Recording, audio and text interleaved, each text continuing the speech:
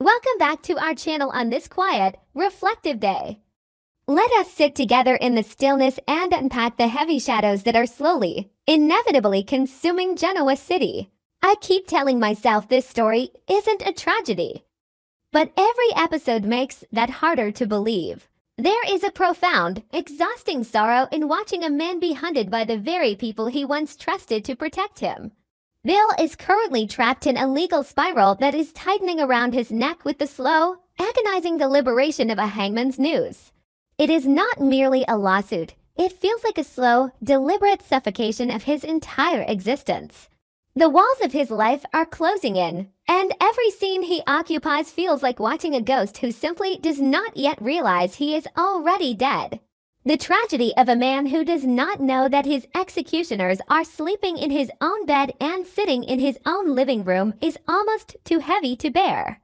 We are forced to watch him struggle against the current, entirely oblivious to the fact that the river itself has been poisoned. When Mike suddenly returned to town, right as the Dr. Madison case showed terrifying signs of blowing up into a full-scale catastrophe, the air in the room seemed to turn to ash. Why did Mike come back now, of all times? The timing is far too precise, far too surgical to be a mere coincidence.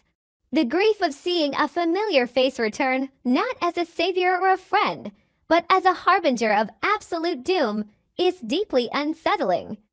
Who exactly hired Mike to intervene in the Madison lawsuit? We are led by the narrative to believe it is a standard, albeit aggressive, legal maneuver. Yet, the heavy, suffocating atmosphere that follows Mike like a shadow suggests something infinitely more sinister. The true, hidden purpose of this lawsuit is not about seeking justice or securing financial restitution. It is the systematic, agonizing, piece-by-piece dismantling of Bill's legacy, his mind, and his life. Then there is the agonizing reality of Hayley's betrayal.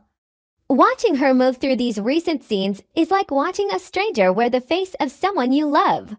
Why did she make the conscious, devastating decision to shake hands with Mike instead of standing firmly by her husband's side? She looked happy, almost.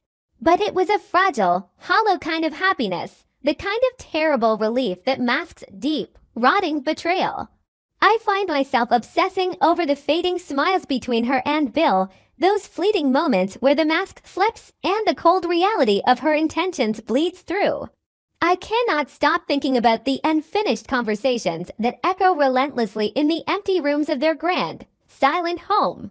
Was this dark alliance with Mike born out of a sudden, desperate necessity? Or is there a darker, much older truth buried beneath the floorboards of their marriage? Have Hayley and Mike been acquaintances or perhaps something much deeper and more dangerous from the very beginning? I wish I could ignore this detail.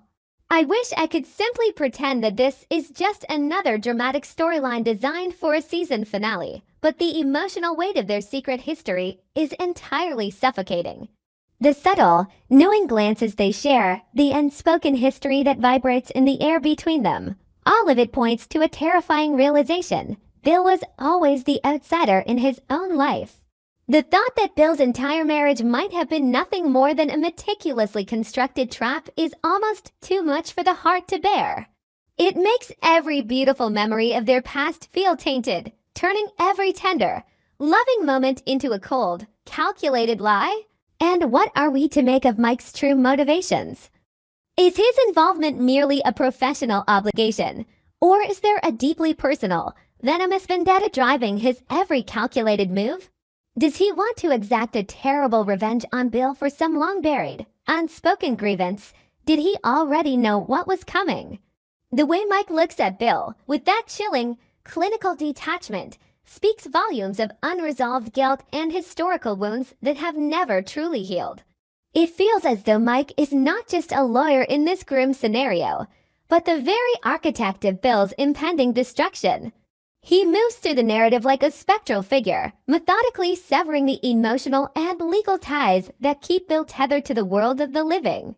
Is Hayley truly just trying to protect herself from the inevitable fallout of the Madison case, or is she actively, maliciously planning to destroy her husband? The sadness starts making sense when you look closer.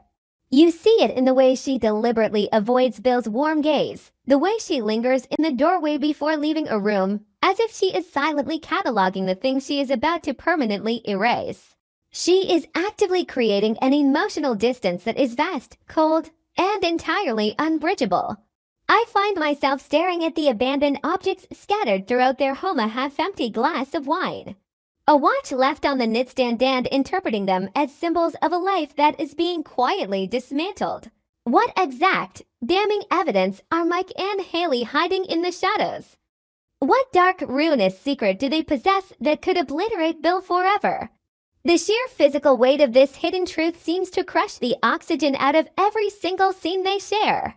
They are, metaphorically and perhaps literally, holding a loaded gun to Bill's head, and the profound tragedy is that Bill does not even know he is standing in the line of fire.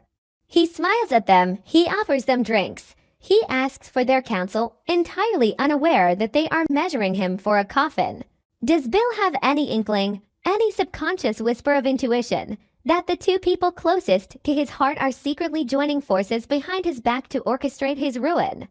Watching him smile at Hayley, trusting her implicitly, confiding his deepest fears in her, why does that smile feel painful now? It is the tragic, heartbreaking irony of a man who believes he is completely safe in his sanctuary, completely oblivious to the monsters who are already inside the house. The emotional repetition of his blind, unwavering faith is pure agony to witness. Every single time he reaches out to Hayley for comfort, every single time he relies on Mike's legal counsel, he is unwittingly tightening the noose around his own neck.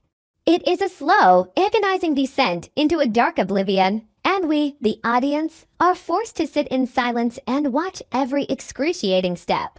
And then comes the devastating physical manifestation of this emotional collapse, Bill's terrifying second stroke. The moment he fell, the world seemed to stop spinning. Was the sheer, unimaginable shock of discovering this monumental betrayal the trigger that finally broke his fragile brain? Or was it something else entirely? Something about this scene feels like a goodbye. The way he collapsed to the floor, the sudden, violent erasure of his agency, the terrifying stillness that followed it all felt far too perfectly timed, far too horribly convenient for his enemies. Was this stroke truly just a tragic, biological accident, a failure of the body brought on by unbearable stress? Or is it merely one piece of a cold, calculated masterpiece of a plan that has been in motion for months, perhaps years? The line between natural tragedy and orchestrated murder is blurring into nothingness, leaving behind only a profound, suffocating sense of despair. This brings us to the most haunting, stomach-churning question of all. Did Hayley actually poison Bill? The mere thought is paralyzing in its cruelty. To imagine her standing in their beautiful kitchen, brewing his morning tea, preparing his favorite meals, all while slowly, methodically feeding him undetectable toxins. Maybe this was the last time they were truly happy, I thought, watching a recent flashback of them sharing quiet, intimate dinner by the fireplace. But now, looking back, that memory is poisoned too. The intimate, beautiful acts of marital care have been twisted and transformed into acts of lethal, intimate violence. If she did indeed poison him, the sheer sociopathy required to maintain her loving facade day after day is utterly terrifying. It turns their entire life together into a macabre theater of cruelty, a stage where she played the doting wife while acting as his executioner. If Hayley is indeed poisoning Bill, we must ask, does Mike know? Is he a willing, active accomplice in this slow-motion assassination? Or is he just another manipulated pawn in Hayley's deadly, sprawling game? The unresolved guilt that should rightly be consuming both of them seems entirely absent, replaced instead by a chilling, sociopathic pragmatism. I don't think they're going to recover from this. Even if they succeed in their dark plot, even if they walk away with everything, the moral decay required to execute such a monstrous plan will inevitably rot them from the inside out. They are bound together now, not by loyalty or love, but by a shared, unforgivable sin. The doomed nature of their alliance is palpable. A relationship built on a foundation of murder and betrayal can only end in mutual, catastrophic destruction. If Bill somehow miraculously survives this horrific ordeal, if he wakes up in that sterile hospital bed with his memories intact, will he have the physical and emotional strength to expose Hayley and Mike?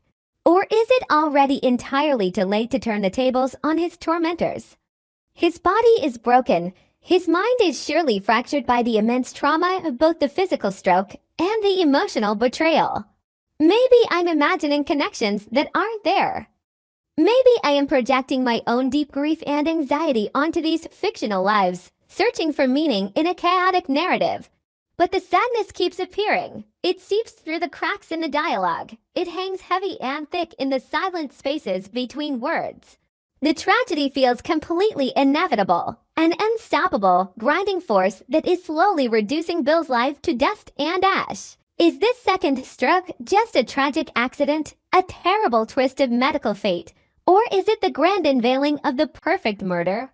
The sheer, unadulterated hopelessness of Bill's situation is overwhelming. He is trapped in a dark, suffocating nightmare from which he cannot wake, surrounded on all sides by smiling, patient assassins. The story feels like it's preparing us for something devastating. A final, crushing blow that will leave absolutely nothing but wreckage, tears, and shattered glass in its wake. I watch these episodes now with a heavy, aching heart, mourning the loss of a man who is still technically breathing, but who is already entirely gone. The emotional exhaustion of bearing witness to this slow, inevitable tragedy is profound and lingering. We are all just sitting in the dark, waiting for the final curtain to fall, knowing with absolute certainty that when it finally does, there will be no applause, no relief, only a deafening, heartbreaking silence that will echo in our minds long after the screen fades to black. I can't shake this feeling.